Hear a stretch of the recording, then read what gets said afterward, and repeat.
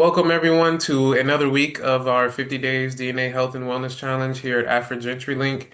I'm here with Ms. Patience George Abili. Welcome. Thanks for coming and speaking with us here today. Um, we're here to talk about how African heritage foods heal the body and reverse lifestyle diseases, including things like diabetes, hypertension, and inflammation.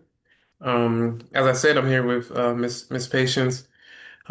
She is a serial entrepreneur of proudly African origin, a passionate Pan-Africanist, and an enthusiastic advocate for African indigenous languages, and their revival as the founder and innovative director of Linguavate Hub, which is a vision, and she's also the visionary founder slash director of Nurture Next Executive Media Africa Network, and the chairman slash executive director of AfriGlots Foundation. She is also a storehouse.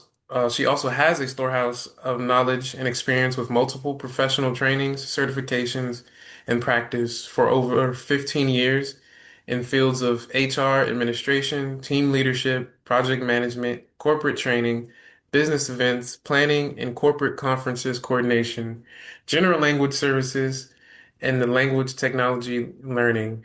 So that was a mouthful. Certainly someone with a wealth of experience and knowledge we have with us here today. And just thank you again for I know it was short notice, but thank you for being here and sharing your expertise. Thank you so much, Albert. Thank you. Thank you. I'm really glad to be here. And I appreciate the opportunity to have this conversation during your nutrition and heritage week, because this is a topic that is very close to my heart, not in terms of professionalism, but I would say personally. Yes, I like food. So it's good food as well. So that's why I'm interested in it. So when we talk about African heritage foods, it is not just about what our grandparents used to eat. It's a common thing amongst us, especially when we feel some of us are not eating right. We say, is this what your grandparents used to eat? It goes beyond that. All right. We are talking about nutrient-dense systems of nourishment that were designed, whether intentionally or intuitively, to keep our body in balance. All right. So one thing I would like to establish here right now is this. In fact, many of the chronic diseases affecting Africans and some African descended communities around the global Black community in the world today is that some of those illnesses are not genetic destiny. When you go to the hospital, is a common thing the doctor will ask you your family history. Is there anything like diabetes in your family history? Do you have high blood pressure in your family history? And things like that. It goes beyond that. It's not really that genetic. We are talking about what we have been eating, our lifestyle. Chronic diseases are not genetic destiny. It's not necessarily what your parents pass down to. Yes, genes play a role. I'm not trying to argue with that aspect of biology. No, genes do play a role, but what activates or silences those genes is largely environment and lifestyle. And food is one of the strongest signals. That's something we need to know. Okay, you have a smartphone with you, right? And you Yes. can open the phone. Apart from just receiving calls, which is more like the traditional reason behind why you have a phone. Make calls, receive calls only within your direct vicinity. You want to launch out of the world because, well, like they said, what is the global village? But how do you do that? You connect to your Wi-Fi. So what if you're not Wi-Fi connected? How can you get that done? This is exactly what we're talking about. Genes, yes, your genes, your genetics play a role, but what is activating it like Wi-Fi? So what you eat can make you or mar you. It can wake up the sleeping dogs or let them lie. That's something we need to understand. So returning to our traditional food is not about nostalgia and remembering the good old days. It's what you should be doing. That's what you ought to do. As a Black person, that is your heritage. You are born to eat those foods. So the day you remove yourself from your source, anything you see, just take it in good faith. Okay, so it's all about disease prevention, metabolic repair, and cultural restoration all at once. So throughout this our conversation, I look forward to share both science-backed insights and real practical experiences. Well, including my own journey using African heritage foods to correct chronic fatigue and a case of low blood pressure of recent. Okay, well, yes, thank you for that powerful introduction. We all love to eat. When I saw this topic, I was like, "Oh, this is interesting." And then you mentioned something pretty insightful that these are the foods we're supposed to eat. And if you wanted to talk about genes and heritage, and you tried to lean on that, well, why not go further and talk about, well, my genes and heritage, like my ancestors ate these foods, so why am I doing anything differently? Um, Mhm. so to take that further, people often hear that African foods, certain, obviously, the various African foods are healthy, but what does that really mean in this context? Mm. They are right. They are very, very right. Our foods, yes. It's an important question anyway, because healthy has become a big word. That particular word healthy is quite big. When we say African heritage foods are healthy, we mean several specific things. First, traditional African diets are naturally high in dietary fiber. In fact, in the world over, when we talk about a group of persons or communities whose traditional meals are rich in fiber, you've mentioned the African society, then maybe followed by the Asians, because I give it to the Asians too. They are very mindful when it comes to feeding, eating right, and maintaining their ancestral diets. Okay, unlike us that are doing fully follow and we are losing what we have. Okay, so fiber, which is present in almost everything that is grown on the right from the African soil, is very critical for us to regulate blood sugar. You don't even need to go to the hospital to start looking for somebody to inject with insulin or whatever, what they even call those things. You know, when you eat right, then your blood sugar will naturally be regulated. Your gut health, when your gut is in trouble, you're in trouble mentally, physically, sometimes even spiritually. That's why you always hear about gut instinct, right? Trust your gut instinct. You're not being paranoid. When something tells you this is not right or something is not right about the person, you ignore it, you may regret it. Now imagine that's your gut health dropping. Just imagine. It's as if your defenses have already been brought down, have been broken down. So anything can invade your space. We don't really want that to happen to us. So this fiber also is critical for us to balance cholesterol. There are good cholesterol, there are bad cholesterol. So of course, naturally everyone we're talking about the bad cholesterol. So when you eat right, eat the right portion of our African dietary fibers, those rich dietary fibers, you balance cholesterol and you also control inflammation. Inflammation, that inflammation is just acting like a baby demon. Is the reason why a lot of persons see them crippling without being involved in a car accident. Why? Because of something called rheumatism or osteoporosis and the rest. There are so many things that inflammation can even make go wrong right within the body. Sometimes it could even lead to autoimmune scare, where it will now tune your body. Imagine your immune system that is meant to protect you will not be fighting against you because you're not eating right. Now, most modern diets that we are exposed to as Africans are dangerously low in fiber. This alone explains a large percentage of today's metabolic issues everywhere you go. I mean, for those who are lovers of noodles, you love eating Indomie noodles. I think that's the one that's more popular right here in Nigeria. I don't know what they call their noodles out there. Imagine, can somebody give me the seed of noodles? I would like to plant it behind my house. I need the seed.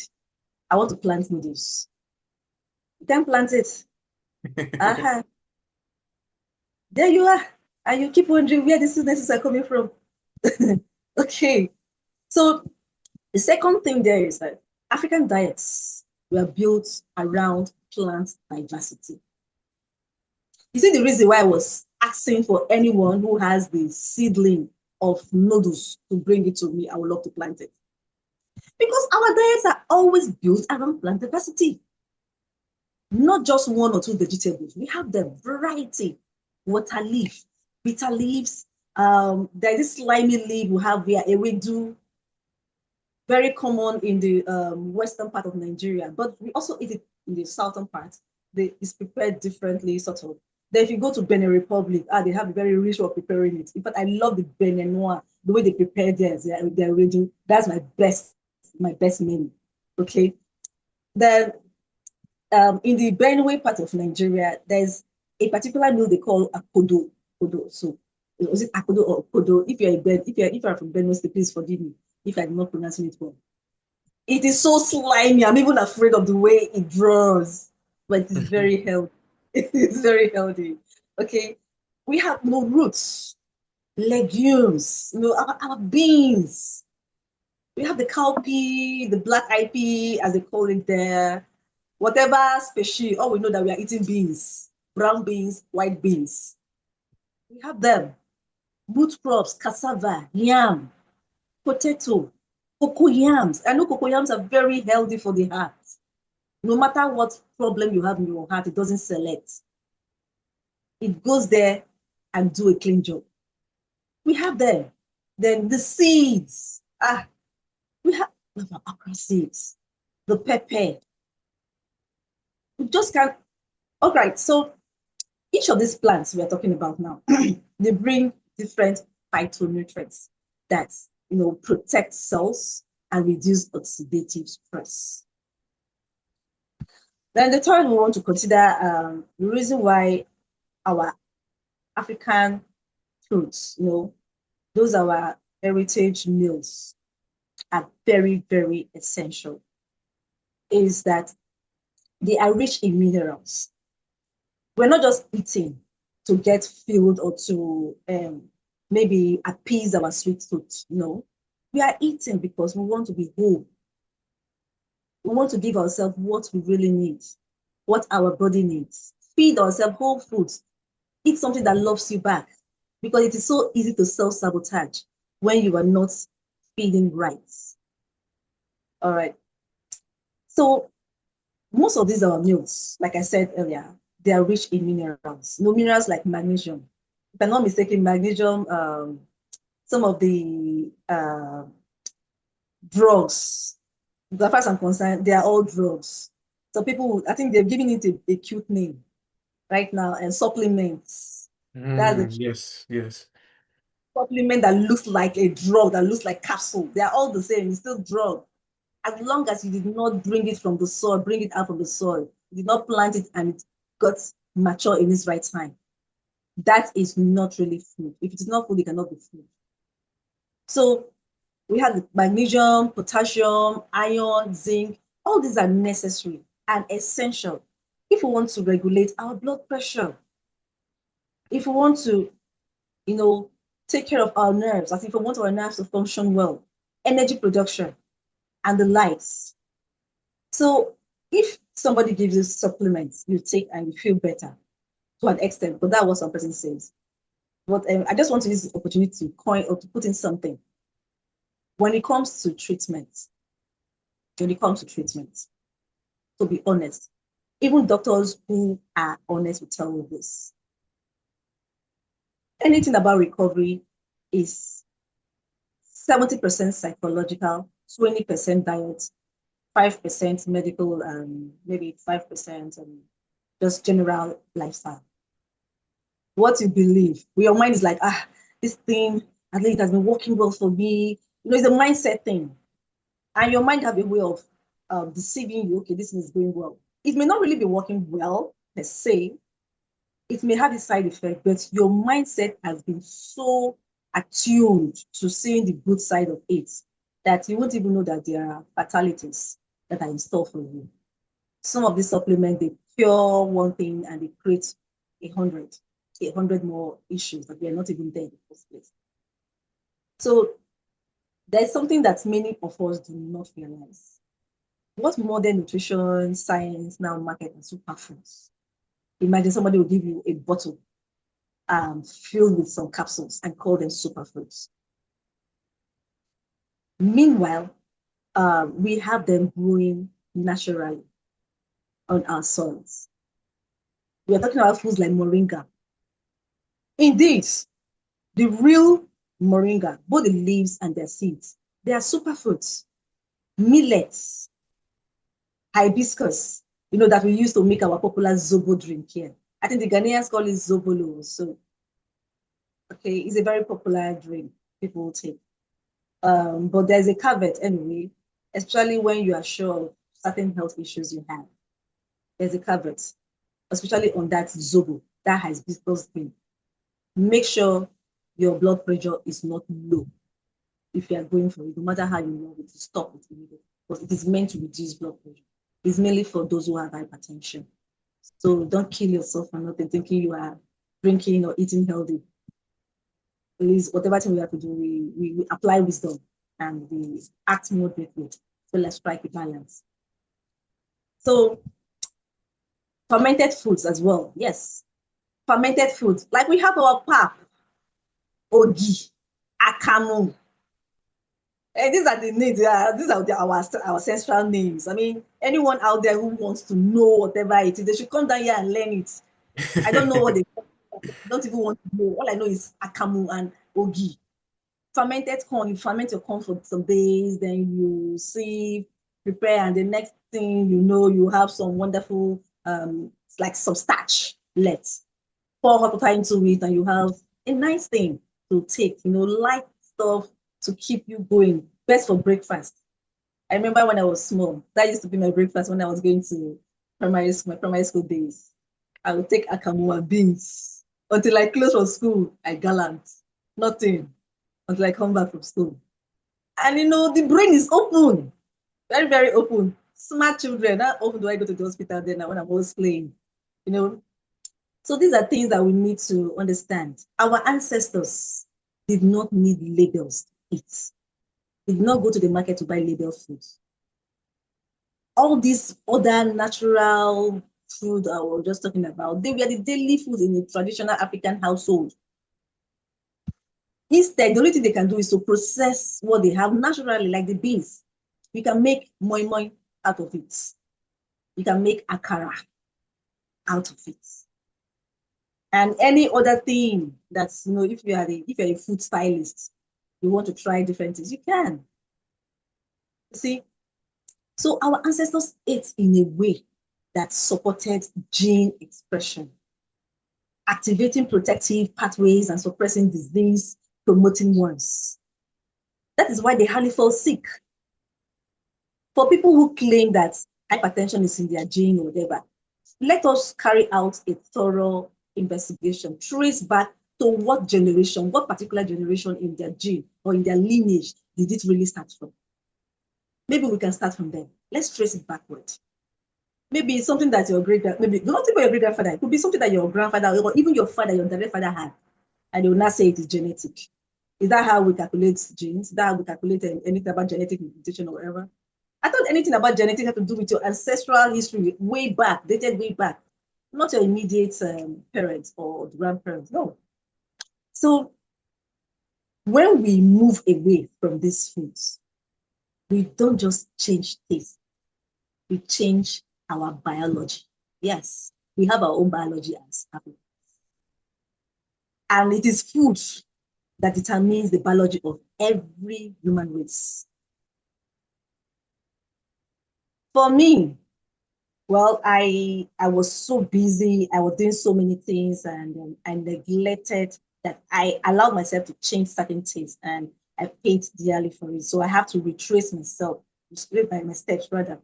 I allowed myself to be a prodigal when it comes to African food, and I learned the hard way. Nobody told me I have to bounce back, you know. So that is just the thing as far as this issue is concerned. Wow, yes. And thank you for sharing that. That was a lot and a lot of foods, a lot of suggestions. And I found it interesting when you spoke about supplements. You said they say, oh, this is, a healthy thing that we can do. When you boil it down, it's really just another drug, really. I mean, it is a pills. It's oftentimes like pills like you get from the doctor. Um, so I did want to, you touched on a lot of the different like diseases and chronic illnesses and inflammation that come from our diets nowadays, and how we've kind of moved away from eating our natural foods.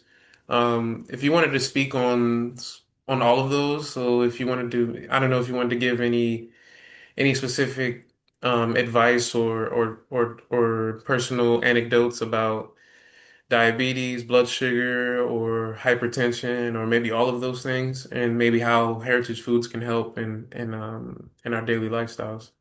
Our heritage or African heritage meals, like I've already said before, they truly shine. Like they are bright stars that shine through our entire system, our internal system. Type 2 diabetes, for instance, is often framed as a sugar problem. They often tell you, maybe when somebody say they have diabetes, whatever the type it is, that means you eat sugar too much. You drink Coke a lot. You always taking Fanta. That is what we all know. Even me, I once ran with that knowledge. But in reality, it is an insulin regulation and fiber deficiency problem. Otherwise, why do you spend a lot of money receiving injections, insulin injections? Why? Really, it is about sugar. And they would have looked for something like bitter cola, squeeze bitter leaf for them to drink. Like, you give it aura for aura. But why do they give the insulin injection or insulin resistant injection? Why? Because they know it and they refuse to reveal it to us. Traditional African meals were built around meals like whole grains. Although we touched a bit about grains, but now we want to talk about whole grains like acha, acha. The West we call it fonio, but we don't know it as fonio here. It's acha.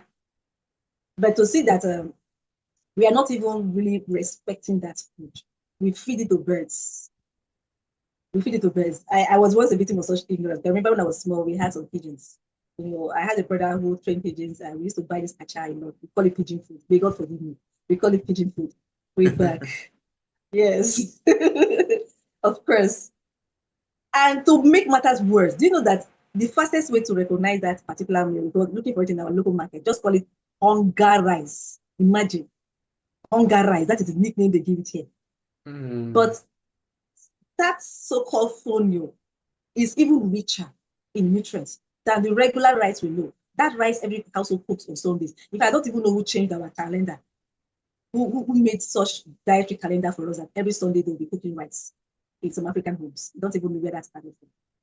Now, they decided to sideline Acha with fonio that gives them what they ought to have, real nutrients, very high in fiber. You can eat it in various ways. You can even prepare it the way you prepare your rice, but you don't have to allow it to stay long, on the fire so it doesn't get mushy, doesn't look mushy, to the tongue. If you want it grainy, don't keep it so long. It will not take your time. It will not even waste your gas. You can imagine. It is even friendly with your personal finance, and also very friendly with your immune system. So those of us know, Africans know, we swallow a lot because we eat a lot of soups and we accompany them with swallow. So you can even grind the fonio. You can grind it very well to fine powder and tone it. Make your swallow, make your fufu out of it, and swallow with your vegetable soup or any other soup like okra. For those who have diabetes, this is a very perfect meal for them.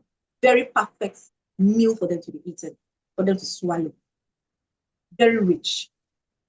And the more they take it, the more it fights whatever is triggering those diabetic conditions.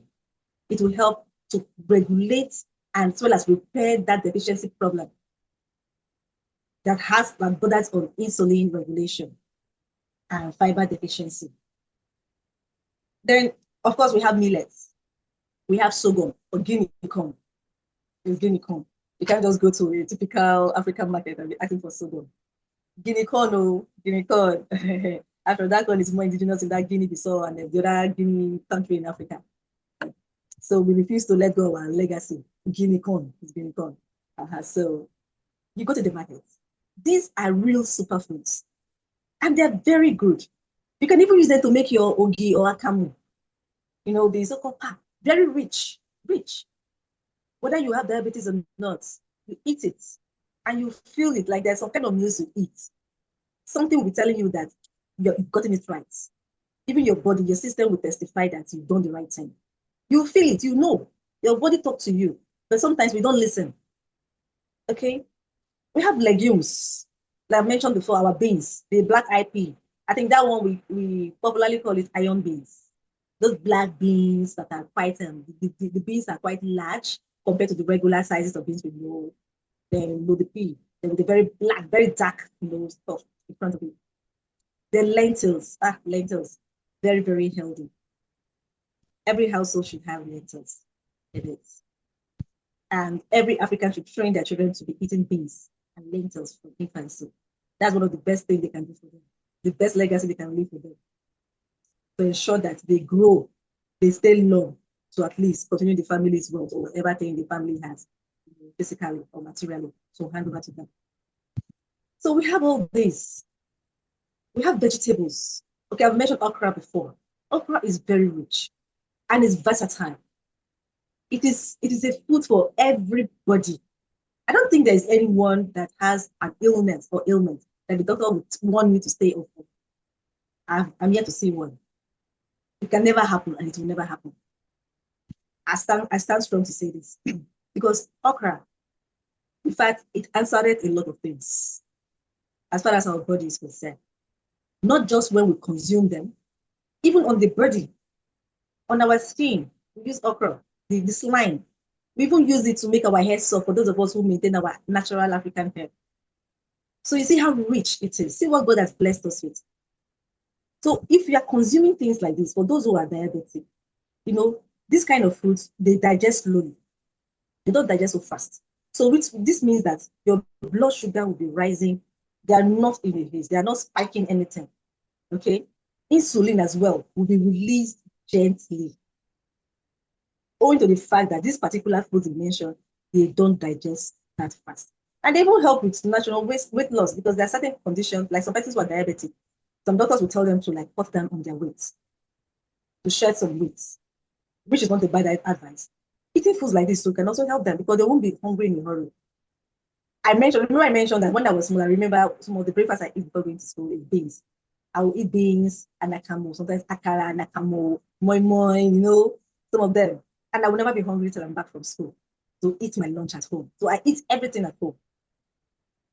That is it. Is it applicable today? If you eat it, you don't get hungry in a hurry. You'll be very healthy and you will shed weight the right way. Your cells remain sensitive to insulin. That's another thing again that these foods would ensure as they do not digest so fast. Okay. Okay, let's go back to okra. I've already told you before that okra is versatile and it is a friend of everyone, whether you know it or not. This food is this vegetable, because okra is a vegetable and it is soluble fiber that literally slows glucose absorption in the guts. And we know that no matter what we do, we have to protect our gut health. So if you love your guts and you want it to always be happy so that you can be happy, because if anything goes wrong with your gut, it can even throw you into the deep pool of depression that you don't want to go to in the first place. Yes, you wonder what is going wrong, but it happens. So it is good you wash okra right now, wherever you find it. Look for it and eat it. This is pure physiology. Then plantains, green plantain. So people that have sweet tongue, they wait for plantain to get ripe before they eat it. Then they'll fry it, fried dodo, to eat dodo. So we only manage to eat unripe plantains. If they make it like pekere, I think plantain chips. But you are eating to be whole, you're eating to be healthy, and not just to appease your taste buds. Those green plantains, those unripe plantains, in their full glory, in their real elements, they contain resistant starch. In fact, way back, we are told that it is an iron-rich food. when they're teaching us classes of food and examples of food that contains iron, is always on that plantain they used to tell us about. But I think of recent, I got to find out that they're not really that wrong. But if you want to enjoy the iron content in unripe plantain, that means you have to prepare it with the peel. That don't peel it out. That green peel that is slimy or that is gummy, right? Brought that in your hands. Put it together with the plantain and then eat so that it can have some form of iron, rich iron.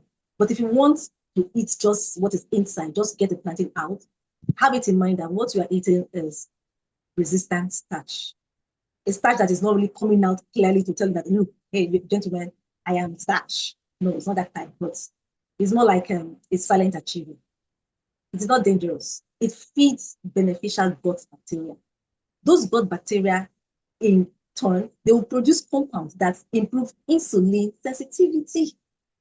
So instead of glucose spikes followed by crashes from eating those other wonderful store-bought foods, your body now will stay metabolically calm because you have eaten what it loves. You ate something that loves you. You eat food that you love and it loves you. Nothing like that. Like nothing that can beat it. Rather than you eating what you don't or what you love and it doesn't love you back. You can't get this from Cold Stone ice cream. You can't. You can't get it from Oreos. If it is not okra, it cannot be okra. If it is not unripe plantain, it cannot be unripe plantain. That is it.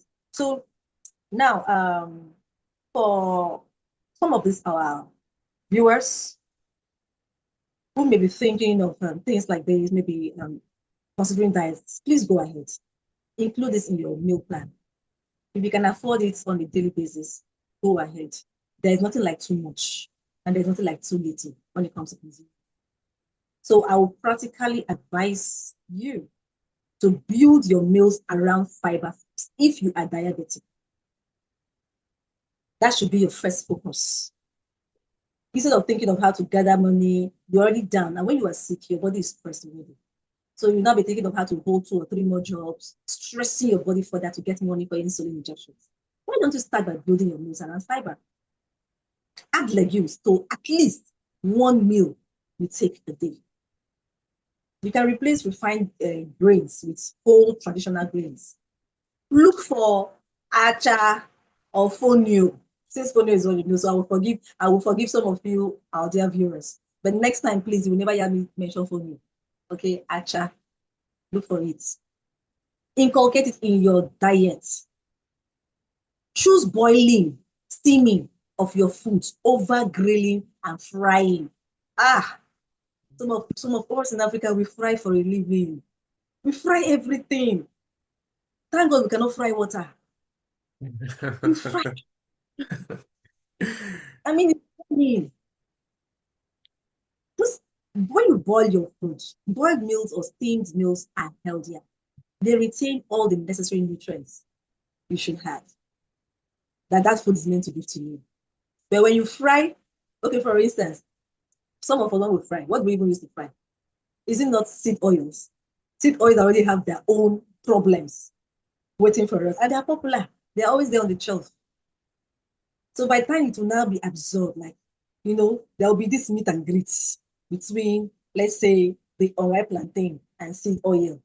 And when you're done, your mind, I now have creamy, crunchy plantain chips. You love the way it's sounding. You're eating it, crum, crum, crum, crum. You don't know you're crum, crumbing your way to serious health conditions along the line, waiting for you maybe in the next 10, 20 years.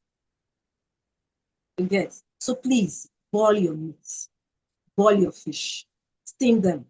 It is better. Barbecued fishes, barbecued meat is not something that you should be taking every time. It is not a treat. Somebody is taking you out on a date and they want to go and take some barbecue or whatever. And in your mind, they made your day, they made your evening. They did not make anything. What they made for you is sickness waiting for you. It's even some of the causes of cancer. When you're always eating grilled foods, anything that is burnt, for crying out loud, are we deities that want to be eating burnt foods? Somebody is sacrificing something to us and we are eating them. I mean, according to folklore, it's only the gods that can eat it and they will not die now. Eh? They will not die because they're supposed to be spirits, right? According to African folklore. But you make sacrifices, you burn these things to a higher power, to some higher divinity. It's not meant for you as a person. Okay, even sure, they don't rule. God has never asked the Israelites, in the Holy Scripture to burn sacrifices and start eating it. Never. They boil meat. They boil their food. God knows the reason why He needs to teach them how to boil. Okay, they cook, they steam, they bake, but you not see them grilling anything. So please, there's some habits that we have to put, keep in check. If possible, stop eating anything roasted, as there's always bones. Keep off it. Boil them. Like maize. Some people they like eating maize when it is roasted. But the boiled maize will give you what you need from it more than the roasted maize. And too much exposure to all these things, is putting your life at risk. You're just building blocks of diseases. And there's a doctor out there waiting for you so that you can have something to pay his nurses and other medical staff. So you don't need exotic foods. You don't need your shawarma, pizza, the likes. No, you don't. What you need is familiar foods that are prepared with intention, not fast foods. Fast food only means fast death. They fast forward your way out of this world. You go and meet Father Abraham quick. Yes. That's what they are there for. We always about express visa. Express visa to the great beyond. Take your time and eat well prepared meals with intention. Don't be in a haste when preparing your meals. At least you know what you're consuming at the end of the day. So for those who are down with diabetics, it is not a death sentence. It's not a life imprisonment thing. You can wriggle your way out of it. But everything has to do with your lifestyle, being intentional about what you eat and how you go about eating. Well, the two things I took from that is Oreos are no good and fried plantains are no good. Two of the things I really like to eat. But no, thank you for that. 1 second. I'm gonna pause the recording. All right. Well, so thank you again for that. Really, I know diabetes is one of the biggest things that we deal with in our communities, and I don't think I know I certainly didn't realize how much our foods can really help us before we even see a doctor. I know I always had the understanding that like sometimes there wasn't much you could do about it. If you were going to be diabetic, there wasn't much you could do to prevent that beforehand. But I can hear now from your words of wisdom that the things we eat, really influence, how those things play out in our insulin levels and a lot of things they don't tell you, especially because, there's a lot of money to be had, in selling Oreos.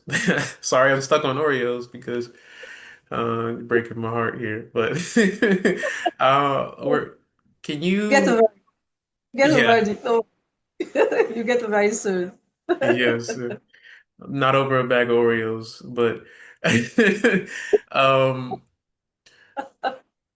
no, but in all seriousness, is there anything because I know especially among people, African communities and those of African descent.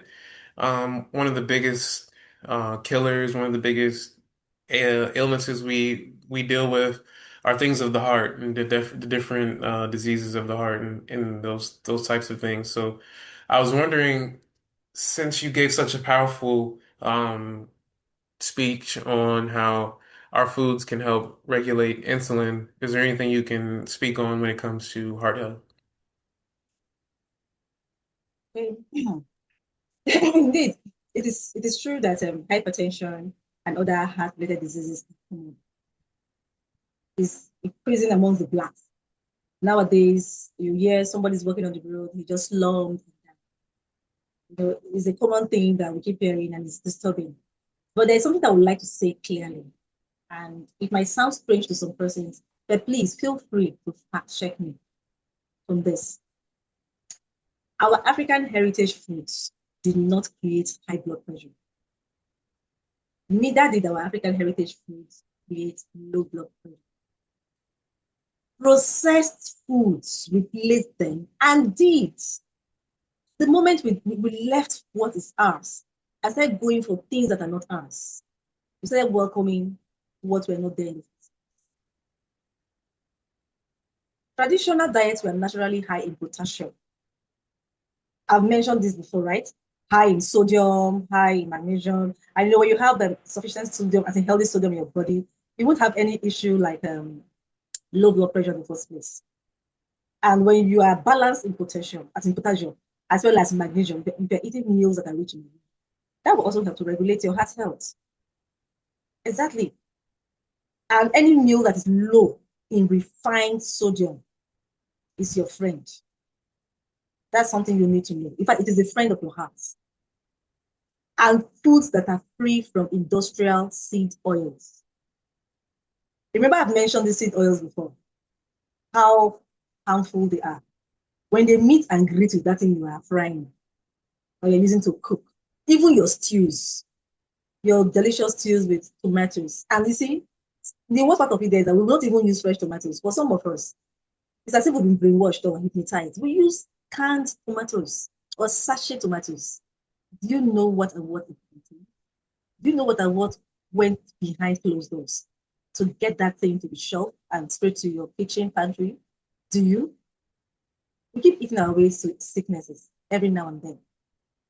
So when you eat our traditional meals that are naturally endowed with what we're supposed to eat for good health, you will see that your blood vessels will relax. Not just that, even our leafy greens, know, like, okay, cassava leaves. Some part of Africa consume cassava leaves, some don't. Okay, for example, if you go to Ghana, it's a very common thing. It's like a staple. They eat cassava leaves. They use cassava leaf to cook almost all their soups. But if you tell a typical Nigerian man to use cassava leaf to cook, he'll be looking at you and saying somebody sent you, maybe to finish him and his lineage. But they are all rich. Nigerians are more used to eating ugu leaves, as in the pumpkin, so-called pumpkin leaves, which is also rich. That fruited pumpkin leaf, moringa leaves are rich. In fact, if you go to the northerners use it a lot. You see why they're always strong. You see a northerner who is well into his old age, still working. Even if they are bent, they're still working. They hardly fall sick because they eat right. They take their zobo.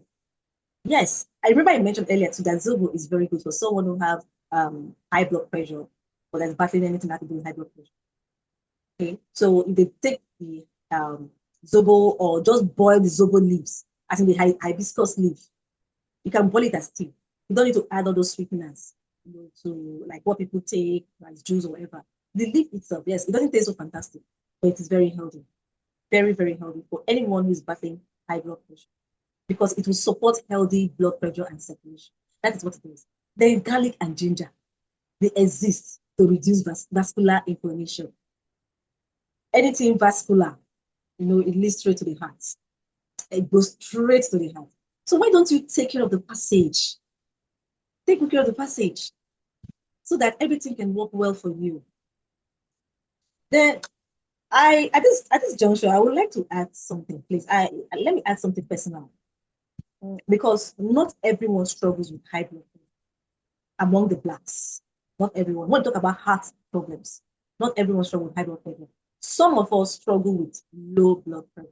I, for one, of recent, sometime last year, like it dawned on me, like it was a surprise. I dealt with low blood pressure, hypertension, and in the course of it, I experienced constant fatigue, lightheadedness, sometimes headaches, ringing ears, like your ears will be whistling. Um, Sometimes difficulty concentrating. I'll be dizzy. In fact, it turned me to a dizzy angel then. you know, it wasn't that easy. It wasn't that easy. But what I learned is that, and what many people do not realize is that hypertension is often nutritional depletion, not necessarily weakness. Mind you, there is no known cure to it. At least when you go to the hospital, they claim they have treatment for hypertension, which is not really so. They only just hold you hostage for the rest of your life. they keep you coming back. If you work on your lifestyle, as far as hypertension is concerned, you can take it off your system. There are even some things you can drink and it will leave you, like pawpaw leaf. Pawpaw leaf, this papaya leaf. It is healthy, it is rich, very rich. Apart from the fact that it will purify your blood, anything that purifies your blood is your heart friend. Because the heart is more about blood circulation. I mean, it pumps blood, right? So it goes there and does the cleaning job. It's more like your heart's janitor. And it helps to balance blood pressure. Not just your heart, even your kidneys will thank you that when you take the papaya leaf juice. It kills every sort of malaria, like it flushes it off your system. Go to the clinic, run a check. If they tell you have malaria, no matter the kind of malaria, go on that papaya leaf juice for like 3 days, then go back to that doctor for a complete test. You'll be surprised. You may even think you went to another hospital to receive treatment, not knowing that it was God's own pharmacy that you got that from. Okay, so my experience with this low blood pressure, it helped me to realize, because sometimes, in life, for you to be successful in anything, including being healthy, number one rule is never lie to yourself. Okay. So for me, I realized that I was not eating enough mineral dense. My only saving grace was that I drink water and I drink like a fish. What do you expect anyway? I'm from a riverine community, so water is my source. I drink water very well. That is the only saving grace. I was not dehydrated. If not, my condition would have been fatal. Life pace was so hectic. I was just living and rushing, always rush hour and the lights. Hardly have time for a properly made meal. It's as if it's only on weekends I look for ways to eat something properly made from the own kitchen. It was not so funny. The result was not funny at all. But I knew I had to fight. I had to fight. I am not a doctor. But no doctor will like me in this life. No doctor like me. And I like it that way. They shouldn't like me. I don't even want them to like me. The only thing I can go there is to be sure of what the problem is. I'm not really against people going to the clinic. Okay, go to the clinic just to be sure of what your problem is. But understand that you have to help yourself. It is in your hands to help yourself first. Those medications will not 100% work. They will go there and pretend as if they're solving the problem and they will create 10. You don't need that. So I realized I was underfueling myself. I was detaching from my original biology. I was keeping complex carbohydrates. I sat down and asked myself, when last did I eat unripened day? When last did I eat sweet potato? When last did I eat yam? When last did I use dried fish? With plenty onions to make porridge beans. I felt like the prodigal son. Yes. And I have to come back home. So little by little, poco a poco, I'm getting there. At least glory be to God, no doctor ate my money in the name of hypertension. Yes, they will not. So at least what helped me was that I had to return to my original source. I had to return to properly seasoned traditional soups. Remember, I said properly seasoned. Of course, I can't remember the last time I ate all these, what they call it. These are seasoning cubes. It is not healthy. I hope we know. Whether you have high blood pressure or low blood pressure, it's not healthy eating this thing. For someone who has low blood pressure, of course, salt is good. Because I remember some of those times when I'm having this bad headache, all I need to do is just to lick salt and to calm down. But for someone who has high blood pressure, you don't have to do that. You have to minimize where you use salt. That is just the thing. But for me, if I want to follow the salt rule, I might be punishing my kidney in the process. So there has to be balance. Only taking it in terms of, or maybe in the cases of emergency. So the best to do is maybe increase the portion a little when preparing meals. And when I eat, I drink sufficient water so that I can appease my kidney appropriately. At the end of the day, every part of the body is happy and they will allow me to sleep peacefully at night. Wake up and continue baby girling. So I had to eat traditionally seasoned soups. We have like this locust bean. local beans, we process it. I think the western part, they don't process it. They eat it like the whole seed. They call it Iru, the Yorubas, the southwest in Nigeria call it Iru, and some other Yoruba affiliated African lands. Then the east, the southeast, they call it Ogiri, Okpe, where they process it, depending on how they process it. Even the Benue people, they call it Okpe. You know, those are what we are eating before these Westerners came with their wahala and brought seasoning cubes. It was not there. I have found that out myself. I have asked. In fact, like in my own country, Nigeria, I think it was in the 60s after the Nigeria Biafra war that they brought the so-called seasoning cubes to Nigeria, claiming that they're using it to like cure deficiency in malnourished children after the war, so that they can quickly, have some sodium content in their body because almost everyone was low in salt. That's what they claimed. So you see what I was saying? They bring a solution and create 10 problems. So I don't. Instead, I resort to eating these things, enough ginger and turmeric. At least turmeric was also more like my natural painkiller. Yes, it is a very good painkiller. Even helps with inflammation too. Cases of inflammations. I avoided garlic. I used to love garlic, honestly.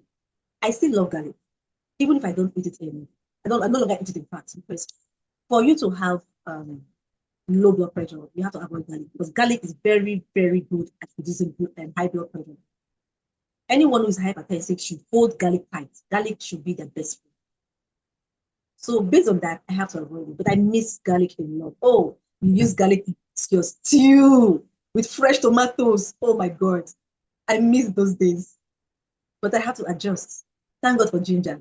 Thank God for turmeric. And at least onions is a very understanding person. That guy called onions is very understanding. He's not as serious minded as its big brother garlic. So at least I'm still using onions to console myself. I use them all when making my food. Eat my balanced carbohydrates. I no longer, at least I have to be eating them. Fuel myself with enough unripe plantains. Eat them like of course, like my life depends on eating them. I no longer run from my cassava. Especially that one they process into they have a special swallow we call fufu or apple. Aha. Those ones are very healthy too, healthy swallows. They're good. They're really good. Okay, forget about the conspiracy theories some persons are saying. This is what our forefathers were eating, and they lived above 100 years. So when you use them to swallow those rich vegetable soups you find yourself coming back. And healthy fats. Eat our meat, our beef, healthy beef, the beef that no, not the free rangers, okay, not the one that they are injecting with God knows what in a ranch. Those ones that are moving around. Eat them. Your goat meat and no quality dried fishes. And so I know, once I restored minerals, fluids, and energy, my blood pressure started stabilizing naturally. But the only thing I need to do is to cut down on how I overwork myself. Because, truth be told, no matter how healthy you eat, if you don't also work on your lifestyle, you could be running in circles. It will be like you're running on the treadmill. So there has to be balance. When I stress, of course, bills have to be paid. Soft life is not free. It's not for free. You want soft life, you must work for it. Okay. But then when I slow down, things get better. But when I overwork myself, like if I really, really work, and I love working anyway, but when I slow down, things normalizes. So whether it is high blood pressure or low blood pressure, the answer is not about extremes. The answer is true balance nourishment. Ensure there is balance. Ensure nourishment first, then you can balance it with lifestyle, as in lifestyle changes. That cannot be overemphasized. So we should just have this in mind because this hypertension too sometimes chronic inflammation can cause it. It is chronic inflammation that actually drives this hypertension we're talking about. Even the diabetes we spoke of earlier, chronic inflammation can cause it. So we have to be very careful. Brain fog, depression and anxiety. But when we eat our African heritage foods, they are naturally anti-inflammatory. When we eat, I will use our precious atarodo as in our fresh pepper, the real African pepper. By the time you eat this thing, even the sickness will be short. You understand? So you eat them. Don't joke with your ginger, your bitter leaf, your your efo yanapaja, aka hospital too far. There's a particular leaf we call hospital too far. Indeed, hospital is too far. If you eat that meat, that particular leaf, whether you have high blood pressure or low blood pressure, in fact, people who are deficient in blood, maybe you know you are due for a serious surgery, a major surgery, and you are deficient in blood, eat that hospital too far leaf. Eat it. This one is guaranteed. Like I said, anyone is free to fact check me. If you eat it consistently, like let's say a month, go back to that hospital. Your blood will be flowing like a river, and it helps a lot. It balances your heart health. It kills any inflammatory diseases. So you don't have to joke with them. Even our name, dogoyaro, yes, it is bitter, but sometimes this bitterness is needed to teach some sicknesses a lesson, to chase them away finally, because some of these illnesses thrive in a sugary environment, a sugar-filled environment. We may not be eating processed sugar, but some of the food we eat contains sugar, natural sugars. And when you have them too much, when they are so much in number, like in volume rather, it will now turn to something else that we may not like at the end of the day. So when we take these bitter things, they help to like reduce the not the volume of sugar that the body do not want. The excess sugar will be naturally flushed. Of course, your body will take the sugar it needs, because if you don't have anything like sugar in your system, you're also in trouble. So it's all about striking balance. And unrefined palm oil, very important. And it should be used in moderation. The fact that palm oil is healthy, is natural, it's African, doesn't mean that your anything you're cooking with it should be swimming inside the palm oil. No, use it in moderation. You don't have to pour everything out there. Besides, palm oil is not expensive, so if you love your finances, you should. In fact, knowing that things are so expensive in the market should teach you how to use it in moderation already. But make sure it is the unrefined palm oil. Get it from the sellers in the those who are making it right in our indigenous villages, not those persons who are making it somewhere in one industrial house or building. Don't even know. So we're hearing so many rumors that we add so many substances to keep it red, and you don't know what you're consuming.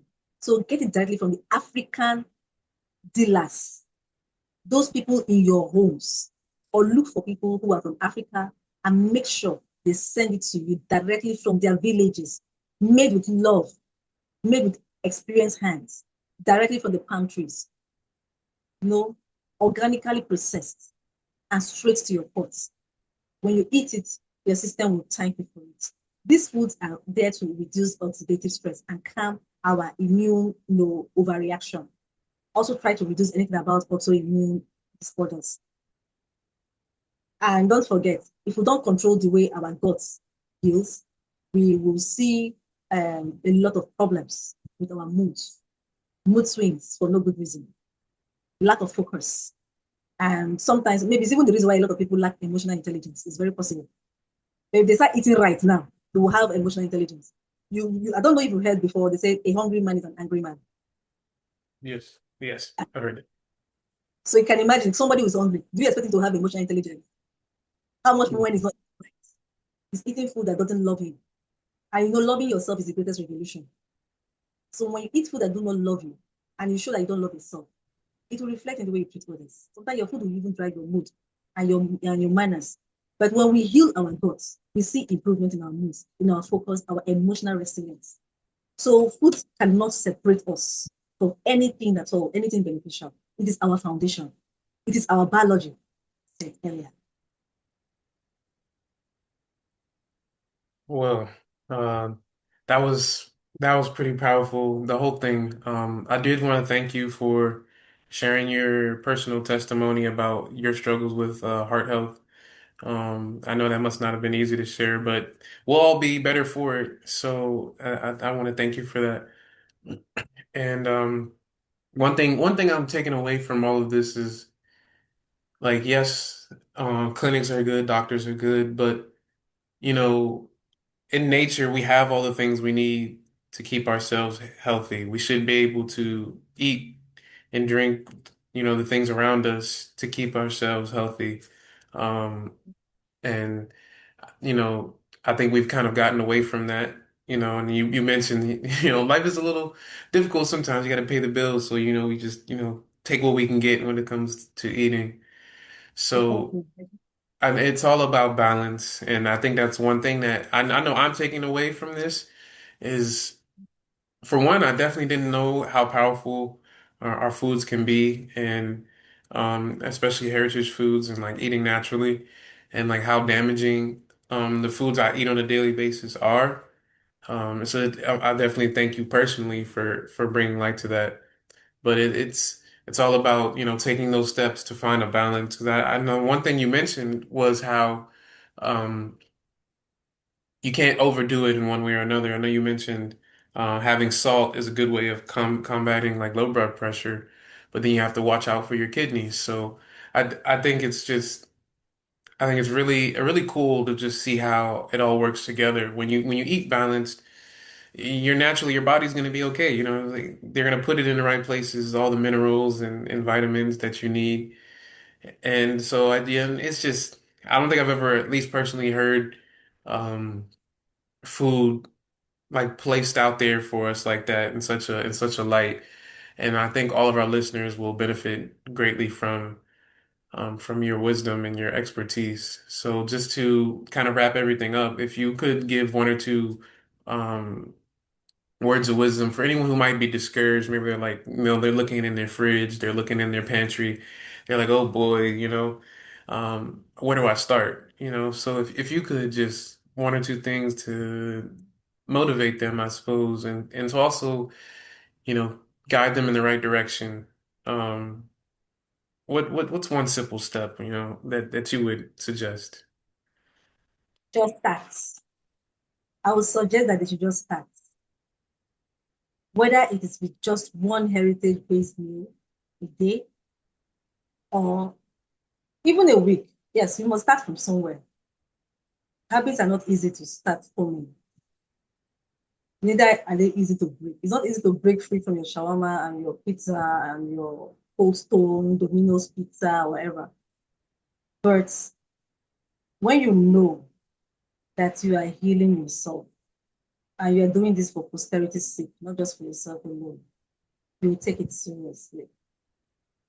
So start with one heritage-based meal, especially if you are not living in motherland. If you are one of our African brothers and sisters who are maybe living in diaspora, look for one heritage-based. You may not have it all together, but you can piece something. There's spinach over there, right? At least you can find spinach. Right here in Nigeria, for example, they use spinach to make one of the delicacies in the western part of the country, eforiro. I think they used to call it, there's one plant they call shoko. So they're all different variants of spinach. So you have spinach there. Use it. Yeah, there's floated pumpkin. Once you see that, you're close to home.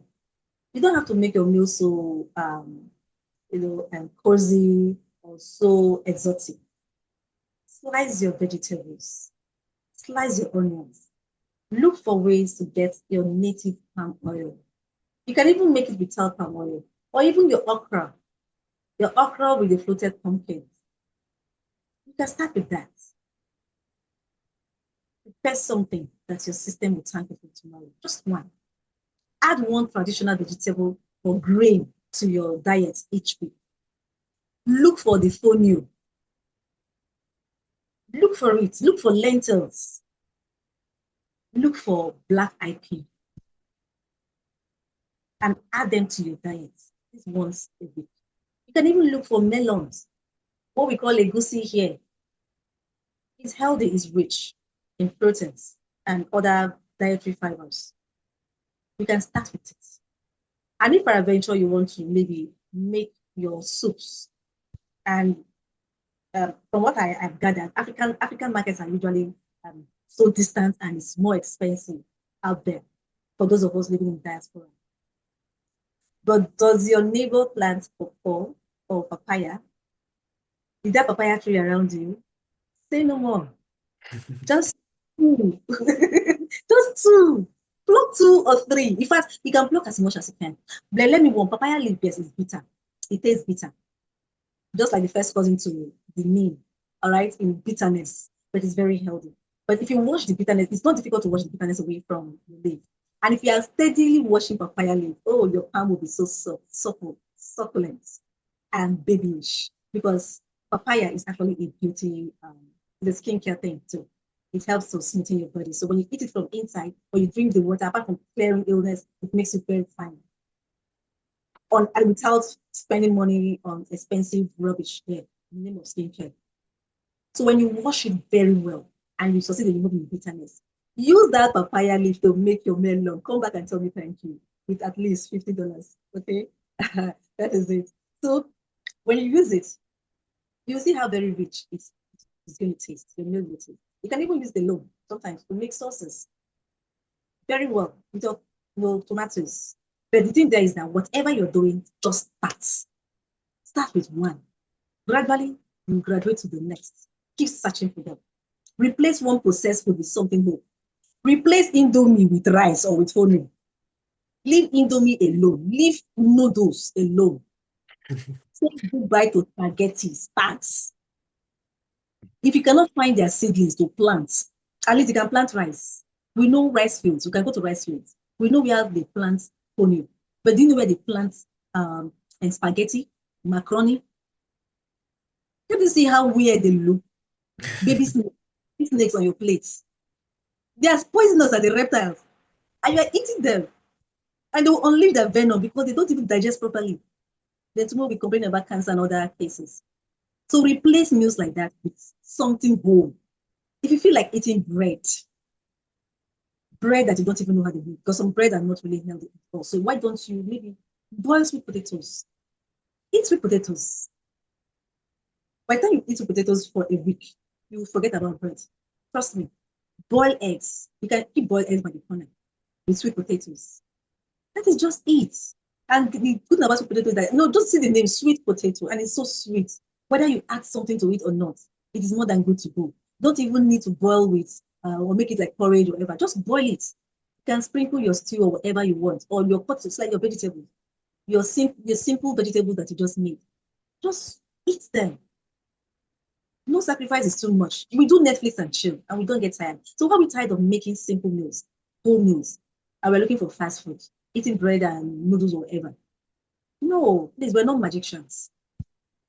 So leave those meals alone. Remember, anything you are eating is sending a message to your genes. Any food we eat, we are sending an SMS to our genes. We are sending a WhatsApp message to our genes. We are sending an email to our genes. And they are very smart learners and retainers. Every meal you eat is either inflammatory or healing. So you have to choose one. Do you want to be healed? Do you want to be inflamed? So when we talk about our African heritage food, it's not just about nutrition. These are the real medicine. When they say let your medicine be your food and your food be your medicine, they're actually talking about African heritage food. Do not forget that, please. So that's it for our podcast recording. I hope you all enjoyed it as much as I did. I knew I took away a lot of great information from today's talk. So I just wanted to thank you again, Patience, for speaking and being here with us today. You're welcome. Thank you, and It's been bye-bye. here.